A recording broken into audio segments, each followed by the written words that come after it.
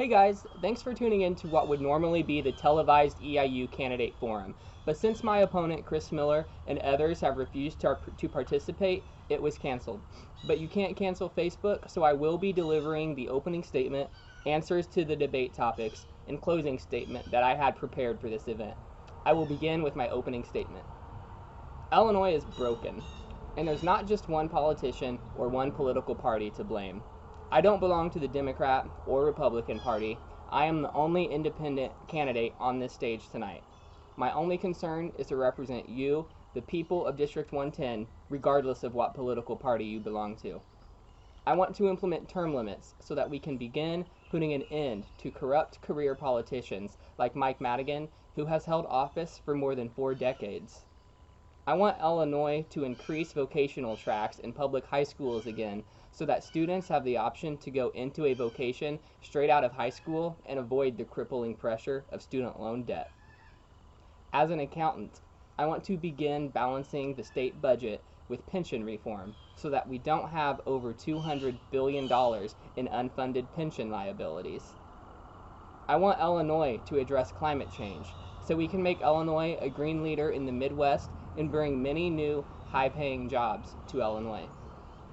I want Illinois to move to public funding of state elections so that large corporate money and special interests no longer influence our legislators and our elections. Put simply, I want to make democracy work in Illinois again. The first debate topic is COVID-19 and its impact on businesses and families. So when we talk about COVID-19, it's worth noting that Governor Pritzker's initial reopening plan could have been better if it had focused more on the individual region or area right from the beginning, instead of using a broad paintbrush on everyone and all businesses across the state.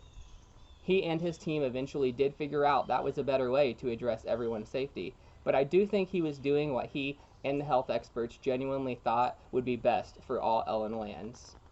That said, face masks are imperative to getting us back to a fully reopened economy.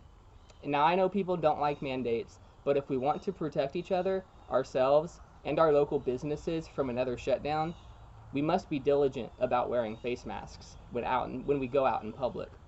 According to the World Health Organization, face masks may reduce spread by 85%.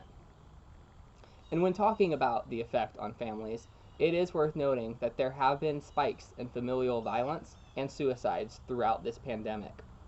That is why it is so important to have universal access to mental health services and violence prevention services, which I will advocate for throughout our district.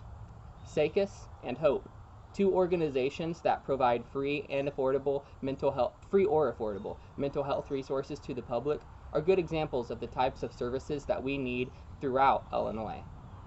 Many small businesses in Illinois have lost thousands of dollars in revenue due to the virus, and we must protect those small businesses. This is a national pandemic that needs help from Congress and the President. Some small businesses did receive help through PPP loans that they could have received. These loans don't have to be repaid if certain conditions are met, and more should have been done to protect those small businesses from the predatory capitalization of large corporations who took advantage of the lax regulations on who can receive these PPP loans. It isn't fair or appropriate that Kanye West's shoe company, Yeezys, received at least $2 million in assistance. Kanye West and his $3 billion brand don't need the government's help in surviving. Our small businesses in Illinois and across the country, they do need help. And large profitable corporations that took in some of this PPP money should be ashamed. The effect on small businesses ties into the next debate topic, which is the local economy. Now, over the past 5 years, around 150,000 residents have left Illinois. Many students are leaving for college and never coming back. The fact is, we need to bring high-paying jobs into our state, and we can do this by addressing our climate crisis. We can make Illinois a green energy leader in the Midwest by taking charge and transforming our state's energy grid to 100% renewables by 2030. This will employ thousands of jobs across the state, and these jobs, they'll stay in-state. Addressing climate change also ties into my education plan, so more on that later. but people will want to stay in the state, and maybe we'll finally have a population inflow again because of the availability of high-paying jobs. Our local economy also depends on the middle class and small businesses not being overtaxed. When you account for property taxes, sales taxes, and income taxes, the middle class oftentimes actually pays a larger percentage of their income in taxes than a wealthy person does. That's not right, and that's not equitable. We need to protect our poor and middle class and small business so that they have more discretionary income to spend in our local economy. I believe the way we do that is increasing taxes on those who can afford it so that we can cut property taxes and income taxes on the poor and middle class. I will never be convinced that a small business owner, nurse, or teacher should pay the same tax rate on their $40,000th dollar as a millionaire does on their $1 millionth dollar.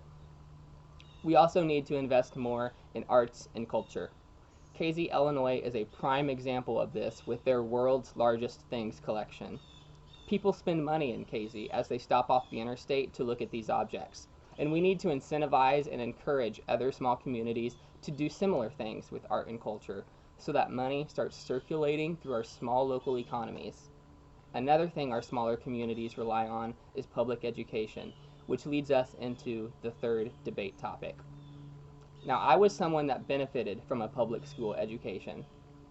I was also fortunate enough to be in a gifted program called Quest at Cumberland Schools.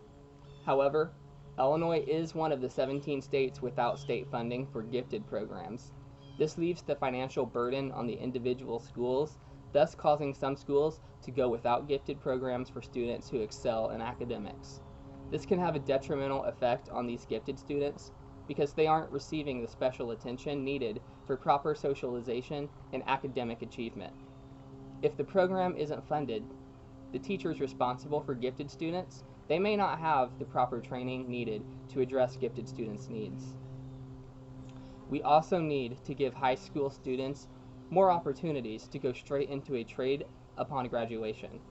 That's why I would work to expand vocational tracks in high schools to include vocations such as plumbing, electrical work, carpentry, and the Jobs of the Future Green Initiative.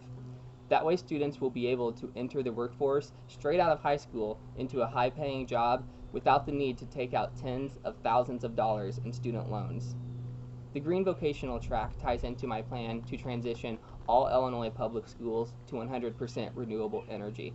We'll have the perfect opportunity to educate our students on the need to move away from fossil fuels and at the same time can train them for these green jobs that will grow out of the statewide transition. Our public school teachers are also oftentimes underpaid with class sizes well beyond the ideal size for an adequate education. We need to decrease class sizes and invest more in public education and our teachers. This includes allowing teachers to finally obtain state health insurance.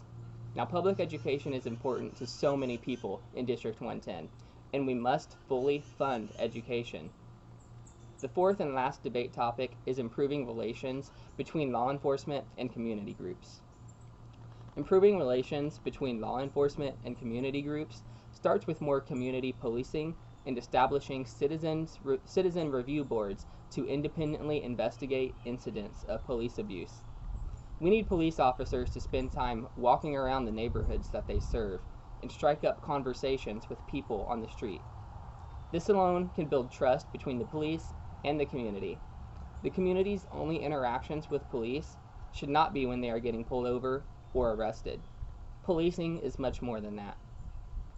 We also need more open discussions with community groups and law enforcement. Rallies are important to voice our opinion on a large scale to a large number of people. But it's also important for two groups on opposite sides to come together and listen to each other's frustrations and opinions. The only way to bring about change and unity to a community is to hold difficult conversations with each other and discuss solutions so that both sides walk away feeling happy that progress is being made. I support public community meetings with community groups and law enforcement with a moderator or mediator to keep things moving along so that both sides can be heard in a respectful way. I'm afraid if we left it up to the groups and law enforcement themselves, yelling and potentially violence could ensue, causing no progress to be made. It's going to take both law enforcement groups and community groups to be able to come together and enact meaningful conversation and change. Those were the 4 topics to be discussed during the forum, and I will now issue my closing statement. Thank you to everyone at home watching this so that you may make a more informed decision as you mark your ballot for this election. I have made the case that I am the independent voice that Illinois needs in Springfield. My opponent, Chris, will only further the political divide, as he has proven by calling anyone who disagrees with him a radical Democrat. The Democrats aren't free from partisan blame either, but I want to focus on my opponent. His Chicago separation bill, it's just political theater and a waste of time and taxpayer dollars in Springfield. If somehow this were to pass, it would mean financial disaster for Southern Illinois, as we receive much more from Springfield than we contribute. I will actually work to get bills passed that will help the poor and middle class of this district. Chris continues voting no on bills that help the people who need help the most. He has voted no on capping insulin prices at $100 for a 30-day supply. He has voted no on raising public school teacher salaries to $40,000. He accepts donations from large corporations and special interests. I am the people's candidate this election, and I won't be concerned with who is funding my next campaign. My only concern lies with you, the people.